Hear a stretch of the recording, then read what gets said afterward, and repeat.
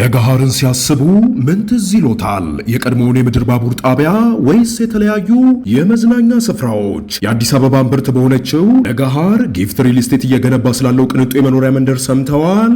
ላለፉት 3 አስርት ዓመታት ከ10 ሺህ በላይ ቤቶችንና የንግድ ሱቆችን ጥንቅቅ አድርጎ ሰርቶ በማስረከብ የሚታወቀው ጊፍት ሪል ስቴት አሁን ደግሞ መጪውን የፋሲካ በዓል ምክንያት በማድረግ በሁሉም ሳይቶቻችን ላይ ማለትም በለገሃር በ22 በተክለ ሃይማኖት በሲኤምሲ በአያ በቦሌ አትላስ ከመጋቢት 17 ቀን ጀምሮ ታላቅ የሽያጭ ኤክስፖ አዘጋጅተን እየጠበቅኖት ነው። በእነዚህ ቀናቶች ሲመጡ በ20% ቅናሽ፣ በ5% ቅድመ ክፍያ እንዲሁም በ55/45 የረጅም ጊዜ ባንክ ብድር የተመቻቸለትን አፓርትመንቶችና የንግድ ሱቆችን ለሽያጭ አቅርበናል። ያስታውሱ፣ የቀሩን ውስን ቤቶችና የንግድ ሱቆች ስለሆኑ ፈጥነው የዚህ ዕድል ተጠቃሚ ለመሆን በ0979 2828 33 ላይ በመደወል ይመዝገቡ። ጊፍት ሪል ስቴት ማህበረሰብን እንገነባለን።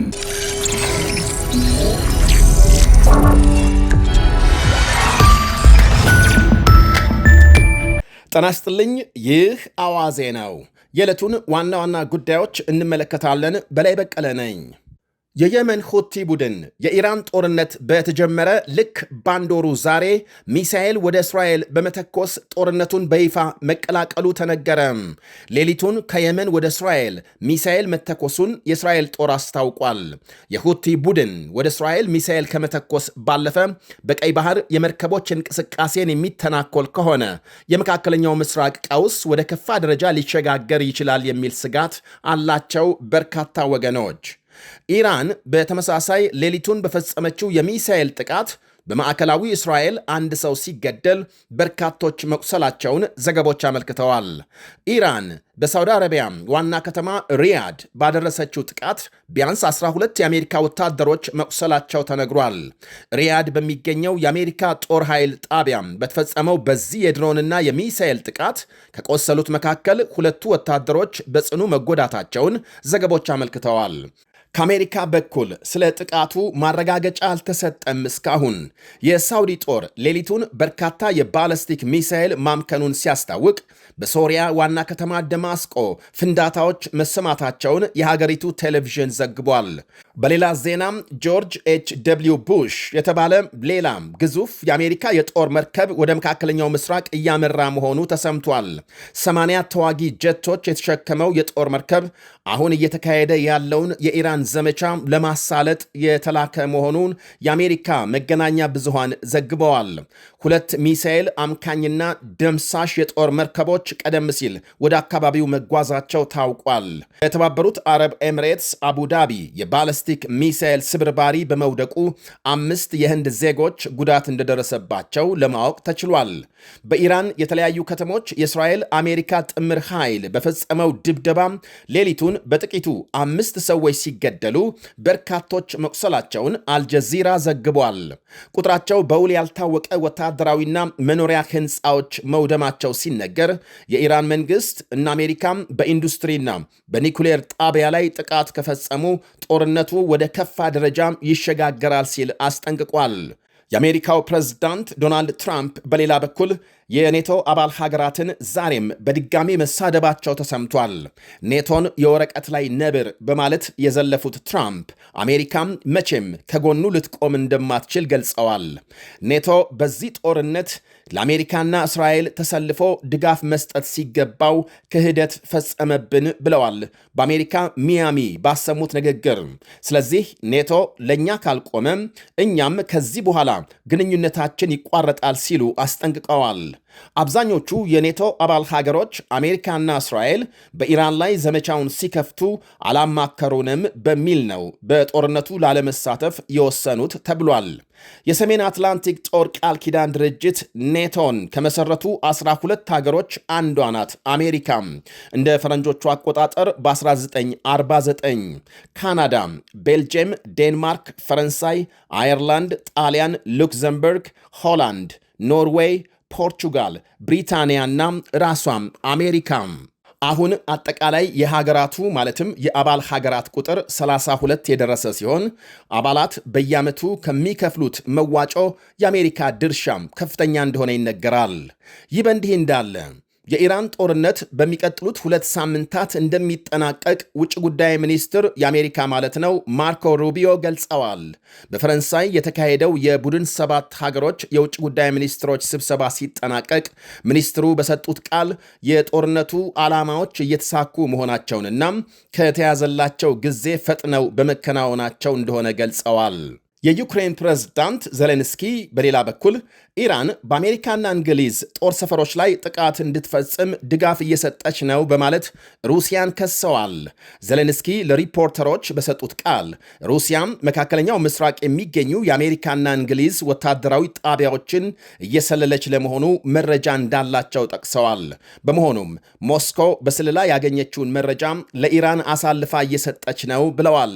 ጀርመንና ሌሎች አገሮችም ሩሲያ ላይ ተመሳሳይ ክስ ማቅረባቸው ይታወሳል። ሰሞኑን ዜሌንስኪ በባሕረ ሰላጤው ጉብኝታቸው ከኳታርና ሳውዲ ጋር የደህንነትና መከላከያ ስምምነት መፈራረማቸው ታውቋል። ይህ በእንዲህ እንዳለ የእስራኤል የሊባኖስ ዘመቻም ተጠናክሮ መቀጠሉ ሲነገር በዛሬው ዕለት 3 የሊባኖስ ጋዜጠኞች መገደላቸው ተመልክቷል። በሄዝቦላህ ይዘወራል የሚባለው አልማናር ቴሌቪዥን ጣቢያም ሪፖርተር ከተገደሉት ጋዜጠኞች መካከል ነው ተብሏል። የሊባኖስ ፕሬዝዳንት ጆሴፍ ኡን ጥቃቱን የለየለት ግልጽ ወንጀል በማለት አውግዘዋል። እስራኤል ጋዜጠኞችን ኢላማ በማድረግ ስትወነጀል የኢራን ጦርነት ከጀመረ ወዲህ ያሁኑ ለሁለተኛ ጊዜ ነው ተብሏል። የተባበሩት አረብ ኤሚሬትስ በዛሬው ዕለት 20 የኢራን ሚሳኤሎችና 37 ድሮኖች መታመጣሏን ስታስታውቅ የእስራኤል ጦር በበኩሉ ማምሻውን ከኢራን የተወነጨፈ ባለስቲክ ሚሳኤል ማክሸፉን ገልጧል። ኳታርም በርካታ የኢራንን ድሮኖች በአስተማማኝ ሁኔታ መታመጣሏን አስታውቃለች። በሌላ በኩል የፓኪስታን ጠቅላይ ሚኒስትር ሼባዝ ሸሪፍ ከኢራን ፕሬዝዳንት ጋር በስልክ መነጋገራቸውን ሲያስታውቁ ሳውዲ አረቢያም ቱርክና ግብፅ በፓኪስታን ሊሰበሰቡ ነው ተብሏል። የፓኪስታን ጠቅላይ ሚኒስትር ከኢራን ፕሬዝዳንት ጋር ከ1 ሰዓት በላይ የፈጀ የስልክ ውይይት ማካሄዳቸውን ገልጸዋል። ጦርነቱን ለማስቆም ፓኪስታን የጀመረችው የሰላም ጥረት አካል ነው የዛሬው ንግግር። እንዲሁም የግብፅ የሳውዲና የቱርክ ውጭ ጉዳይ ሚኒስትሮች ነገ እሁድ በፓኪስታን ዋና ከተማ ተገናኝተው እንደሚነጋገሩ ይጠበቃል። ይህ በእንዲህ እንዳለ በኩዌት ዓለም አቀፍ አውሮፕላን ጣቢያም የድሮን ጥቃት መፈጸሙ ተሰምቷል። በጥቃቱ ስለደረሰ ጉዳት በዝርዝር አልተገለጸም። ሆኖም በአውሮፕላን ጣቢያው አቅራቢያም እሳት መነሳቱን ዘገቦች አመልክተዋል። የኩዌት አውሮፕላን ማረፊያም ጥቃት ሲፈጸምበት ያሁኑ ለመጀመሪያ ጊዜ ነው።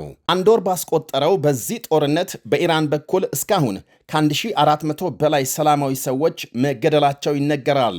የእስራኤል ጦር ከ12000 በላይ ቦምቦች በመላው ኢራን መጣሉን ሲገልጽ በቴሄራን ብቻ 3600 ተጠቅሞ ድብደባ ፈጽሟል።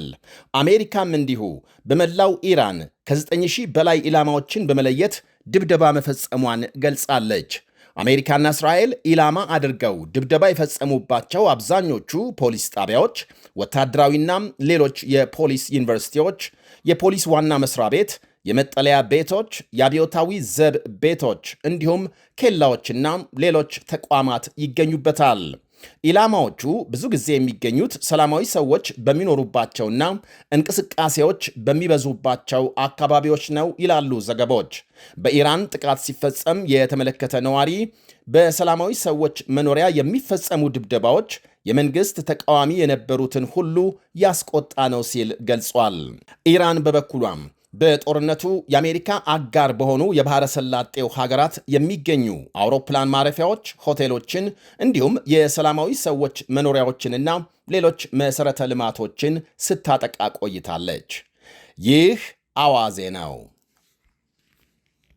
ለገሃርን ሲያስቡ ምን ትዝ ይሎታል? የቀድሞውን የምድር ባቡር ጣቢያ ወይስ የተለያዩ የመዝናኛ ስፍራዎች? የአዲስ አበባ እምብርት በሆነችው ለገሃር ጊፍት ሪል ስቴት እየገነባ ስላለው ቅንጡ የመኖሪያ መንደር ሰምተዋል?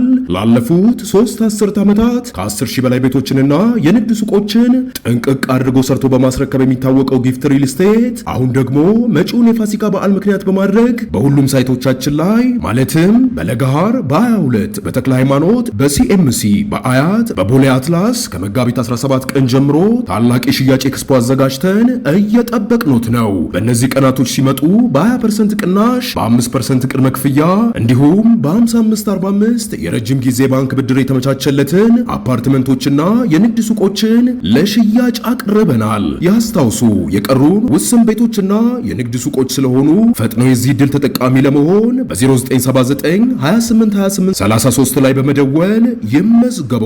ጊፍት ሪል ስቴት ማህበረሰብን እንገነባለን። ምርትና አገልግሎቷን በአዋዜ ላይ ያስተዋውቁ። ለጥራች እንታመናለን። በስልክ ቁጥሮቻችን ይደውሉልን። አዋዜ ዓለምነህ ዋሴ ዜና